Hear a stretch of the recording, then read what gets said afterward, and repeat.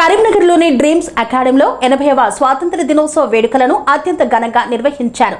స్వాతంత్ర దినోత్సవాన్ని పురస్కరించుకొని జాతీయ పతాకాన్ని ఆవిష్కరించారు.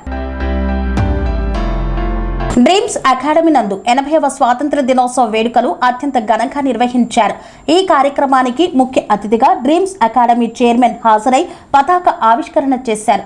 అనంతరం మాట్లాడుతూ ప్రతి ఒక్కరూ ఒక నిర్దిష్టమైన గోల్ పెట్టుకొని సాధన చేయాలని అన్నారు. ప్రతి ఒక్కరూ లక్ష్యం ఉన్నప్పుడే దానిపైన నిరంతర శ్రమ వల్ల విజయం సాధించవచ్చని విద్యార్థులకు తెలియజేశారు.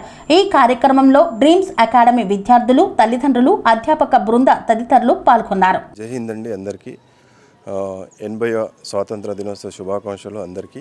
మా డ్రీమ్ డిఫెన్స్ అకాడమీ ఈరోజు స్వాతంత్ర దినోత్సవం జరుపుకోవడం చాలా గర్వకారణంగా ఉంది. నేను మా పిల్లలకి ఒకటే చెప్పాను. సో గత 10-12 సంవత్సరాల నుంచి ఒక 1700 to 1800 మెంబర్స్ సర్వీస్లో ఉన్నారు. అది చాలా గర్వకారణంగా ఉంది మాకు.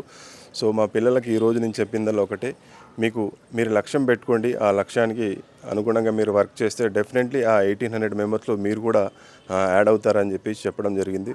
సో పిల్లలు కూడా చాలా జోష్గా ఉన్నారు. సో అందరు కూడా ఇక్కడ మా డ్రీమ్లో ఎవరైతే చదువుతున్నారో వాళ్ళందరూ కూడా జాబ్ వస్తుందని ఆశిస్తూ థ్యాంక్ యూ. జై హింద్.